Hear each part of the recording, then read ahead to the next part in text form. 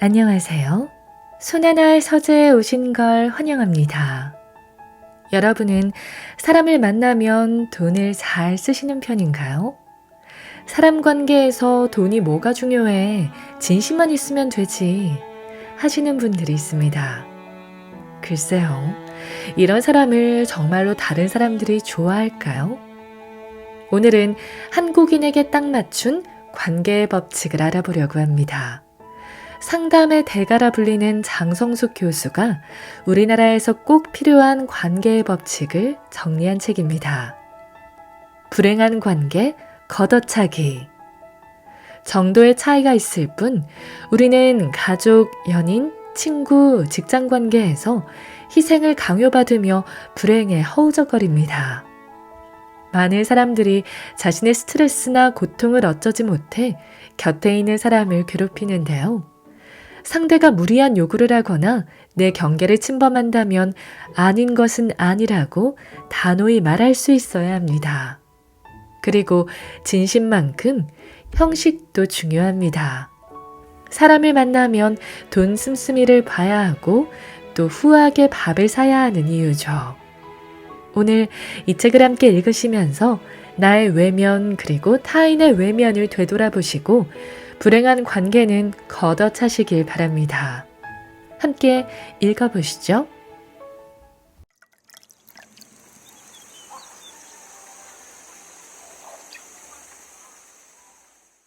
형식도 진심만큼 중요하다. 삶과 결코 무관할 수 없는 게 돈이다. 돈을 적재적소에 쓰는 것도 배워야 할 덕목임이 틀림없다. 이렇게 말하는 나 역시 돈을 잘 쓸 줄 몰라 왕소금이라는 말을 듣기도 했던 사람이다. 여러 차례 지적을 받은 덕분에 그나마 돈을 조금씩 쓰게 됐고 그러다 보니 그렇게 하는 게 기분이 좋아지는 지름길이라는 것을 발견했다. 이 말에 어떤 사람은 팔자 좋은 사람의 말이라고 할지도 모른다. 돈을 후하게 쓰고 싶은 마음이야 굴뚝 같아도 수중에 돈이 적어 아낄 수밖에 없지 않냐고 하면서 말이다. 돈이 정 없다면 하는 수 없는 일이지만 그다지 쪼들리지 않는데도 돈을 쓰지 못하는 사람들이 꽤 많다. 그러므로 돈을 어떻게 쓰느냐 하는 것은 선택의 문제라고 본다. 어떤 사람은 없는 가운데에서도 주위 사람들에게 넉넉한 태도를 보이고 어떤 사람은 자기 자신에게는 아낌없이 쓰면서도 다른 사람에게는 인색하기 짝이 없다. 살면서 점점 알게 되는 것은 돈을 버는 이유가 쓰기 위함에 있다는 것이다. 일단 먹고 사는 문제가 해결되면 그때부터는 주위 사람들과 원활하게 지내기 위해 돈을 적재적소에 잘 쓰는 법을 알아야 한다. 내게 상담을 받고 있던 젊은 새댁이 하루는 상담실에 들어오자마자 씩씩거렸다. 자기는 나름대로 최선을 다했는데 친구가 유독 자신에게만 냉정한 태도를 보여 자존심이 상한단다. 무슨 일인지 상세히 말해달라고 하자 새댁이 말하길 얼마 전 친구 아버지의 칠순 잔치가 있었단다. 친구가 자신을 초대하여 축의금 10만 원을 들고 찾아갔는데 연회가 끝난 다음 그 친구가 다른 몇몇 친구들에게는 참석해줘서 고맙다고 연락을 취하면서도 자신에게는 아무런 연락도 하지 않았다는 것이었다. 그 사건 하나만으로는 이해하기 어려워서 모든 사건에는 전후 맥락이 있지 않겠냐고 하며 그 친구와의 관계에 대해 자세히 물어보았다. 친구가 그녀만 배제하는 데에는 반드시 이유가 있을 것이라고 짐작했기 때문이었다. 이 새댁의 남편은 회사원인데 남편의 상사가 사기 혐의로 구속되는 사건이 벌어져 그녀의 남편도 곤란한 입장에 처하게 되어 수사를 받게 됐다고 한다. 이 일로 새댁이 너무도 억울해하며 불안해하니까 대학원에서 알게 된 그 친구가 자신의 아버지에게 부탁해 이 새댁의 남편을 도와줬단다. 이미 퇴임했지만 영향력이 있었던 그 친구의 아버지는 친지를 통해 그 남편의 억울함을 풀어줬다고 한다. 그런데 이러한 도움을 받고서도 이 부부는 딱히 이렇다 할 인사를 차리지 않고 그냥 허리 굽혀 고맙다고 말로만 인사를 하고 말았단다.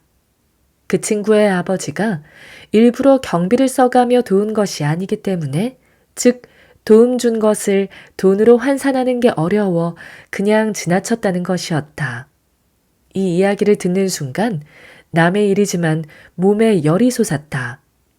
손이 다 도와준 것이라고 해도 그 정도의 호혜를 입고 어찌 그냥 지나쳤느냐 말이다.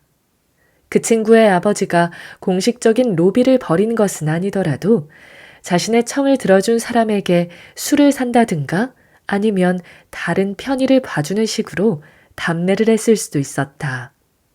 실책은 그것만이 아니었다. 칠순 잔치가 열리는 호텔 연회장에 갈 때 이 세댁 부부는 봉투에 10만 원을 넣어갔다. 자기네 딴에는 그래도 인사를 차린다고 한 것이 그 정도였다. 적어도 그런 장소에서 식사하려면 1인당 7, 8만 원은 좋게 드는데 한 사람도 아니고 두 사람이 가면서 10만 원만 달랑 넣어간 것이었다. 초대를 받아서 갈 때는 최소한 자신의 밥값 정도는 들고 가는 게 기본 예의다. 더욱이 저번에 도움을 받고서 제대로 인사를 차리지 않았으면 이참에라도 넉넉하게 인사를 차렸어야 마땅했다. 속이 콱 막히듯 답답해진 나는 그 세댁에게 어찌 그리 몰상식하게 굴다 창피를 당하냐고 찡그리며 한마디 했다. 그러자 그녀는 몰상식이라는 단어가 걸렸는지 대뜸 반박하듯 물었다. 어느 정도 하는 게 적합한데요? 이러한 질문에 도리어 내가 당혹감을 감추기 어려웠다. 몰라서 묻는 것이라면 무안하거나 부끄러워하는 기색으로 우물쭈물하며 물었을 텐데 당돌하게 묻는 어투가 기분 나쁘다는 뜻을 역력히 내비쳤기 때문이었다. 언짢아진 나 역시 냉랭하게 받아쳤다. 본인이 가진 기준은 뭐죠? 너무 과한 것은 상대방에게 부담을 줄 수 있잖아요. 부담이라니, 큰 도움을 받아놓고 그냥 넘긴 게 누군데 과하다는 표현을 써요. 진심으로 고마워했는데 그것을 꼭 물품으로 해야 하나요? 진심으로 고마웠다는 것을 어떻게 표현하죠? 민망하게도 그녀와의 대화는 이런 식으로 퍽퍽하게 진행됐다. 나는 그녀의 이기적인 속성을 적나라하게 헤집기 시작했다.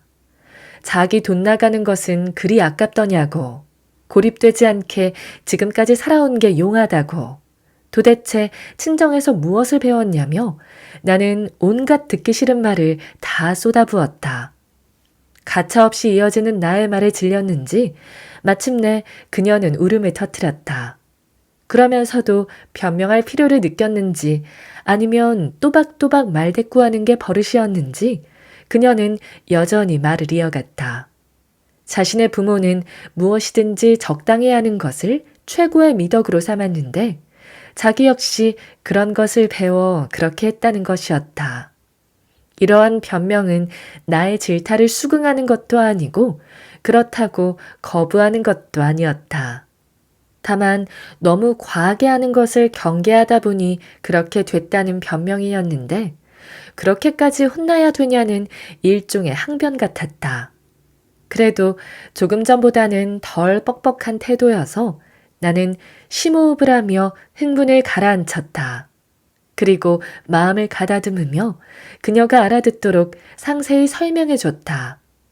영리한 사람은 오히려 건수가 생기면 그것을 앞세워 상대에게 후하게 인사치레를 함으로써 다음에 또다시 도움을 받을 수 있는 인맥을 형성하지만 멍청한 사람은 이미 지나갔으니까 하고 인사치레를 생략하거나 하더라도 눈꽃만 치나 하려 든다고 일렀다. 그러니 이런 얌체를 누가 좋아하겠냐며 결국은 내 것 내가 먹고 네 것 네가 먹으며 산다는 식으로 고립되어 버리고 만다고 덧붙였다.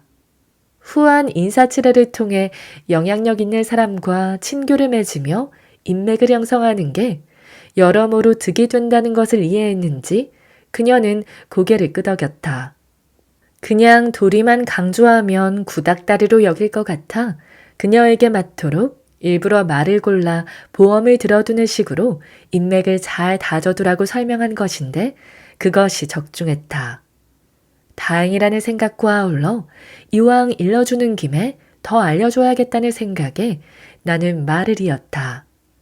뭐든지 너무 자로잰 듯이 적합성을 따져서 인사하는 사람은 지루하기 짝이 없다며 그런 사람은 욕을 얻어먹지는 않을지라도 상대하고 싶지 않은 부류에 속한다고 말했다.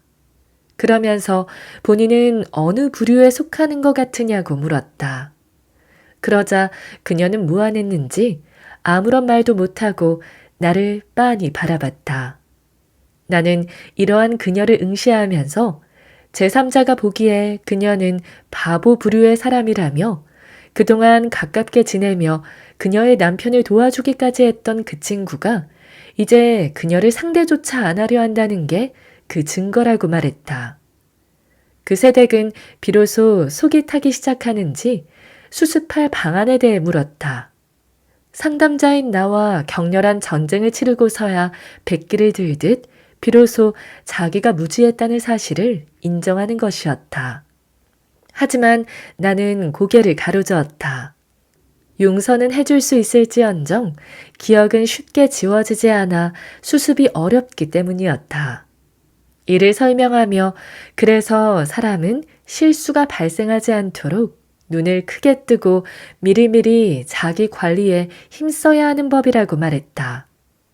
나의 말이 너무 단호했는지 그녀는 침통한 표정으로 고개를 떨어뜨렸고 나 역시 착잡한 심정으로 그녀를 바라봤다. 온갖 질타를 퍼붓긴 했어도 그녀는 내게 상담을 받고 있는 사람 아닌가. 그녀가 친구에게 그런 식으로 취급을 받는다는 사실은 나에게도 찝찝했다. 한참 침묵을 지키다가 정수습을 하려거든 가까스로 입마금하는 정도로 하지 말고 그 친구의 아버지에게 과감하게 인사를 하라고 일렀다. 먼저 자기에게만 전화를 해주지 않을 사실에 대해서는 시치미를 뚝 떼고 우연한 기회를 통해 자기네가 세상살이에 참으로 무지했다는 사실을 알게 됐다며 그 친구에게 연락하라고 말했다. 그러고는 그동안 제대로 감사 인사를 드리지 못한 것을 사과한다면서 그쪽에서 놀랄 정도로 크게 인사하라며 그렇게 하는 게 가만히 있는 것보다는 낫지 않겠냐고 했다. 나의 말에 그녀는 고개를 끄덕이며 크게 선물하라는 것의 범위, 즉 얼마 정도의 액수를 의미하냐고 또다시 묻는데 이번에는 확연히 겸손한 태도를 취했다. 나는 호미로 막을 것을 가르로 막는 격이 됐다는 말과 아울러 뒤늦게 하는 것이니만큼 몇백만 원에 해당하는 상품권을 주는 게 어떠냐고 제의했다. 그러자 그 액수에 놀랐는지 그녀는 헉 하고 뒤로 물러섰다. 그와 동시에 그렇게 놀라는 자기 모습이 부끄러웠는지 얼른 손으로 자신의 벌어진 입을 가렸다. 진작 인사를 차렸으면 그보다 약하게 했어도 됐건만 이제는 어지간히 해서는 이미 박힌 부정적인 인상을 지워내기가 어렵게 됐기 때문이라고 설명해줬다. 돈이라는 것이 아무리 중요해도 사람의 인정만 하지 못하다는 사실을 깨달으려면 많은 세상살이를 거쳐야 하는지도 모르겠다. 어느 정도 의식주가 해결되고 나면 그 다음부터는 자신을 격상시키기 위해 돈을 버는 것이지 때와 장소도 식별하지 못하고 그저 아끼고자 버는 것은 아니라고 본다.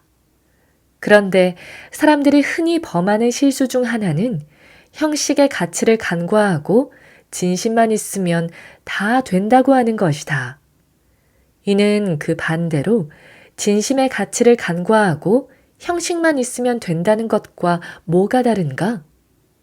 참으로 근사한 것은 진심이 담긴 형식, 즉 진심과 형식을 다 갖추는 것이다. 이 두 가지를 갖추지 못하고 하나만 있으면 가치는 절반으로 떨어지고 만다. 아무것도 안 하면 그야말로 야만인에 불과하다. 주위를 둘러보면 의외로 많은 사람들이 진심이 없는 형식을 폄하하면서 형식마저 생략하는 태도를 취하기 일쑤다. 이러한 태도는 아무것도 하기 싫다는 이기심에 기초한 핑계가 아닐까 한다.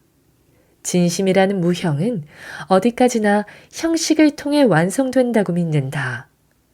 그리고 형식이라는 것은 진심을 전달하는 세련된 표현으로서 무미건조한 것과는 구별되어야 마땅하다. 어른의 위치를 만드는 것. 나를 찾아온 부인은 큰 동서에 싸늘한 눈매가 싫어서 시댁에 가기 싫다고 고민을 털어놓았다. 그렇다고 자기를 예뻐해주는 시어머니를 찾아뵙지 않을 수도 없어 괜히 무고한 남편에게나 짜증을 내고 있는 중이라고 했다. 그 부인은 약사로서 제법 돈을 잘 벌었다.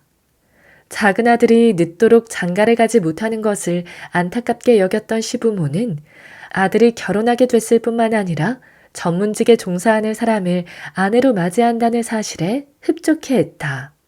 결혼한 이래 오랫동안 혼자 집안일을 도맡아 하던 그 집안의 큰며느리도 시동생의 결혼을 매우 기뻐했다고 한다.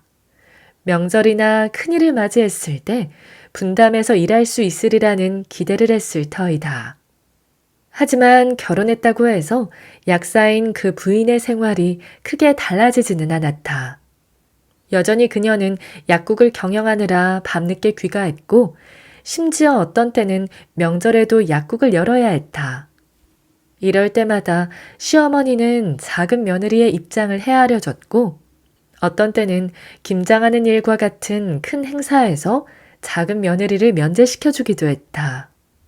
그러자 큰 동서가 이런 상황을 불편하게 여기기 시작했고 급기야 작은 동서를 향해 눈을 흘기기 시작했다. 어쩌다 부딪히게 됐을 때 큰 동서가 가시돋친 말을 내뱉었는데 그러한 것을 못마땅하게 여긴 시부모는 큰며느리에게 쓴소리를 했다. 이렇게 되자 약사인 그 부인은 마음이 그리 편치 못했고 부부 사이에도 긴장감이 감돌기 시작했다.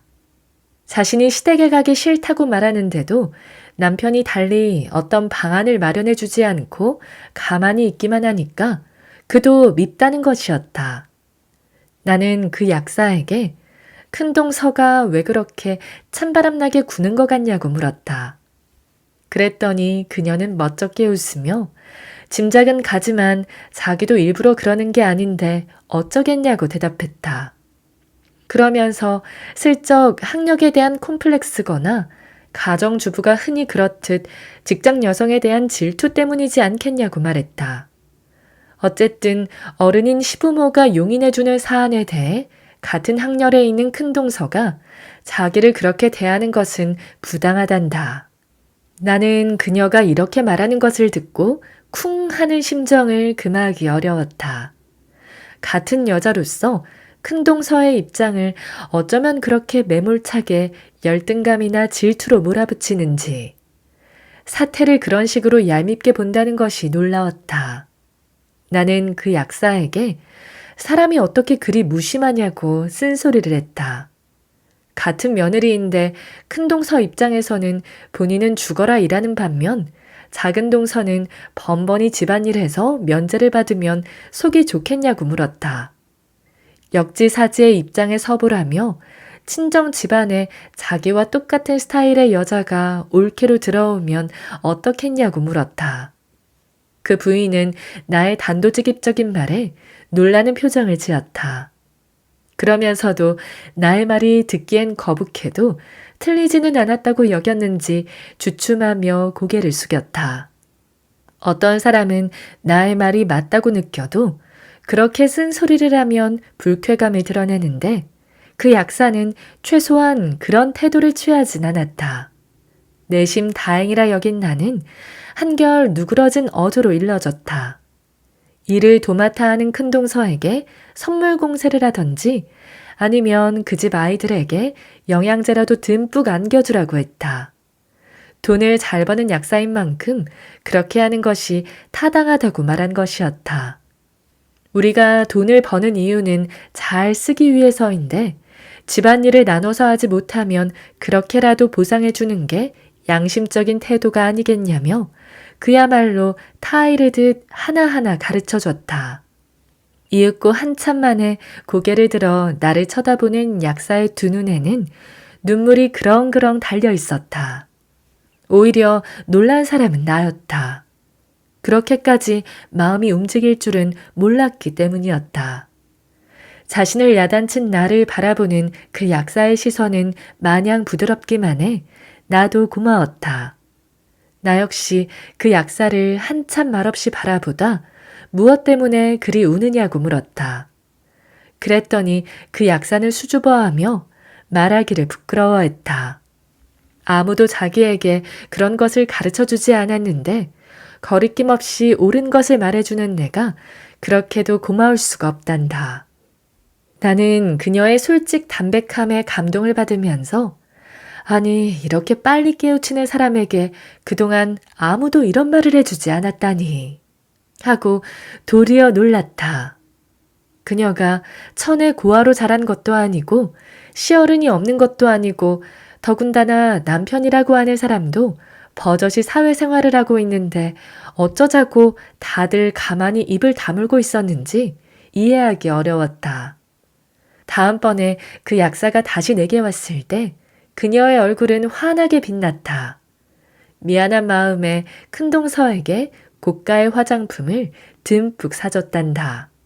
그뿐만 아니라 조카들에게도 건강에 필요한 영양제들을 넉넉하게 챙겨줬더니 큰동서가 좋아서 어쩔 줄 몰라 하더라고 했다. 무엇보다 남편이 흡족해하는 것을 보니 마음이 편하단다. 그러면서 은근히 자기에게 아무것도 가르쳐주지 않은 친정어머니에 대한 야속함을 내비쳤다. 친정 부모는 자기에게 그저 공부만 하면 된다는 식이었단다. 하지만 그녀는 부모가 원하는 의과대학에 진학하지 못한 죄로 열등감에 시달리며 산 세월이 길었다고 한다. 뒤늦게 결혼해서 만난 남편은 일체 자기에게 군소리를 하지 않아 편했지만 다른 한편 자신의 직업 능력을 보고 결혼한 게 아닌가 하여 남편에게 간간히 유세를 떨기도 했단다. 그러다 저번에 내게 일침을 맞고 너무나도 부끄러워서 서둘러 주변에 인사를 차렸더니 주위 사람들이 다 좋아하는 것 같다고 했다. 문득 사람 사는 게 이런 것이구나 하는 생각이 들어 신바람이 난다고 말하며 그 약사는 활짝 웃었다. 이 사례를 통해 내가 느낀 점은 사람들이 어쩌면 그렇게 무심하냐는 것이다. 한마디에 깨우침을 얻기도 하는 그 괜찮은 사람이 그동안 계속 자기 안에만 함몰되어 살아왔다는 것은 주위 사람들의 부족함 때문이라고 생각한다. 우선 그 약사의 친정 부모는 자식에게 공부 외에는 별로 가르쳐준 것이 없는 듯했다. 어른의 위치에 있는 시어머니 역시 덮어놓고 작은 며느리의 편의만 봐줬지 큰 며느리의 입장을 고려해주지는 못했다. 형평성 유지를 위해 작은 며느리가 큰 며느리에게 인사치레라도 하게끔 지도해줬더라면 그런 불안은 생겨나지 않았을 것이다. 특히 가장 가까이 있는 남편도 가만히 구경만 할 것이 아니라 아내와 형수 사이에 앙금이 생기지 않도록 무언가 모색을 했어야 한다. 무심해서 그랬건 주변 머리가 없어서 그랬건 갑갑한 일이 아닐 수 없었다. 직업 능력 못지않게 중요한 것이 사람과의 관계 능력이다. 그 약사가 아무리 전문직에 종사하며 돈을 잘 번다고 해도 자신의 위치에서 주변을 두루두루 살피지는 못했다. 혼자 살면 몰라도 결혼을 했으면 자신에게 부과된 다양한 위치 및 역할에 눈을 떠야 한다. 예전에 하던 대로 했다가는 전혀 예상치 못한 갈등이나 문제에 놓일 수가 있기 때문이다. 그렇게 함으로써 어른이 되어가는 것이지 다른 것이 어른의 위치를 만드는 게 아니다. 상황에도 윤리가 있다. 내게 상담받고 있던 여자 대학생이 어느 날 와서 난감한 표정을 지었다. 남자친구가 자신의 동기를 불편해하는데 중간에 끼어 어떻게 처신해야 할지 모르겠다는 것이었다. 그녀는 같은 학교의 선배와 1년 이상 교제를 해오고 있었다. 그런데 동기 중 한 명이 그녀와 만나고 있는 선배를 험담하고 다녔던 일이 있었다고 한다. 그 일로 인해 그 선배는 그 동기를 괘씸하게 여기고 있었는데 하필 내게 찾아온 여성과 몇몇 학생들이 결성한 공부 모임에 그 동기가 들어왔다.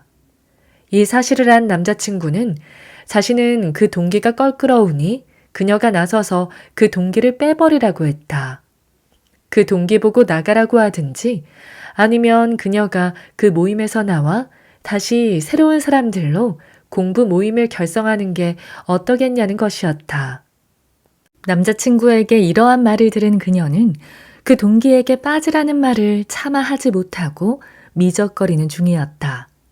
그녀는 자기가 봐도 동기가 선배를 험담하고 돌아다녔던 것은 분명 잘못된 행동인데 그것은 어디까지나 그들의 문제가 아니겠냐고 내게 물었다.